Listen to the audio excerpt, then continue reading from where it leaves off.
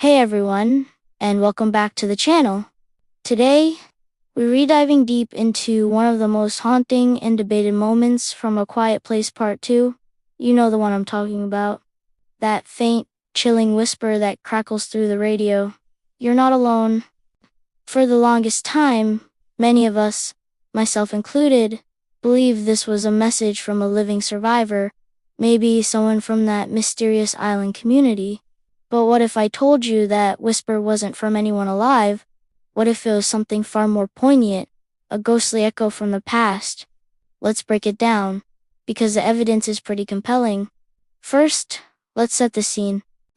Regan, determined to broadcast the high-frequency sound that weakens the creatures, is on her harrowing journey to the radio tower. She's alone, vulnerable, and the weight of the world is on her shoulders. The signal she's trying to find is weak, filled with static. It's in this desperate moment that she hears it. You're not alone. It's a flicker of hope in an otherwise silent, terrifying world. Naturally, we assume it's a real-time broadcast from the island survivors, guiding her in. It makes perfect sense in the narrative. They're broadcasting the song Beyond the Sea, and this message seems like a direct invitation. However, the official screenplay for A Quiet Place Part 2 tells a completely different story. When you read the script, the description for that scene is incredibly specific. It describes the voice as a ghost voice. Not just a voice, but a ghost voice. It then clarifies that this is the voice of Lee Abbott, Regan's father, played by John Krasinski. The script explicitly states it's his voice, a memory, an echo from the past, whispering the exact same words he said to her in the first film. This isn't just a fan theory, it's baked into the very DNA of the film's creation. Now, let's rewind to the first movie. Remember that heartbreaking scene in the cornfield? Lee and Marcus are trapped in the truck, and Lee sees Regan in the distance, believing she's in danger. He signs to her, "I love you. I have always loved you." And then, he sacrifices himself, letting out a final, defiant scream to draw the creature away from his children. In that moment, he's ensuring they're not alone, that his love and protection extend beyond his physical presence. The phrase "you're not alone" encapsulates his entire final act. It's his promise to them. So, when Regan hears this whisper in Part 2, it's not a literal message from a stranger.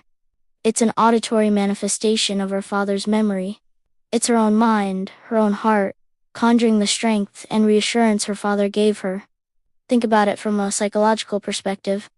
Regan is on a mission that her father would have been proud of. She's using the very technology he worked on, the cochlear implant, as a weapon. She's stepping into his shoes, becoming the protector. In this moment of extreme stress and fear, her mind reaches for the ultimate source of comfort and motivation, her father's love. The whisper serves as the final push she needs. It's a reminder of why she's fighting, who she's fighting for, and the legacy she's carrying. It's the voice of her father, not through the airwaves, but from deep within her memory, telling her she has the strength to go on, that he is with her in spirit. This interpretation adds such a profound emotional layer to the scene. It transforms it from a simple plot device, a message from point A to point B, into a deeply personal and powerful character moment for Regan. Let's also consider the technical aspects. The radio signal is weak and distorted. It's entirely plausible that in the static, Regan's mind fills in the gaps. It's a phenomenon known as auditory pareidolia, where our brain perceives familiar patterns, like voices, in random noise. We've all experienced it, hearing a phone ring in the shower or a name called in the wind. For Regan, the most powerful and comforting pattern her mind could find would be her father's voice and his final, loving promise.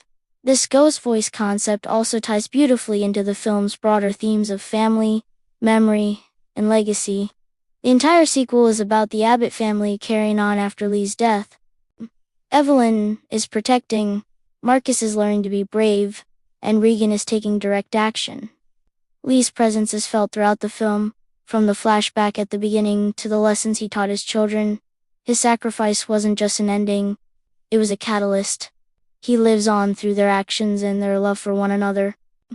The whisper is the most direct, albeit spectral, continuation of that theme. It's a literal echo of his impact. So, while the island community was indeed broadcasting beyond the sea, the message "You're not alone" was a personal one, meant only for Regan. It wasn't a call for help from strangers. It was a call to courage from her father. It reframes her entire journey to the radio tower not just as a mission to save the world, but as a daughter's quest to honor her father's memory and fulfill his legacy. It's a testament to the powerful, unbreakable bond between them, a bond that not even death or a world of silence could sever. This detail makes the story so much richer and more emotionally resonant. It's a beautiful, subtle piece of storytelling that many of us missed on the first watch. It shows that even in a world consumed by monstrous creatures, the most powerful forces are still love, memory, and the voices of those we've lost guiding us through the darkness. They remind us that even when we feel most isolated, we are never truly alone. What do you think? Does knowing this was Lee's ghost voice change how you see that scene? It certainly did for me. It adds a whole new layer of heartache and beauty to Regan's journey. Let me know your thoughts in the comments below. I'd love to hear what you think about this revelation. Thanks so much for watching. And if you enjoyed this deep dive, don't forget to like, subscribe, and hit that notification bell for more content. See you in the next video.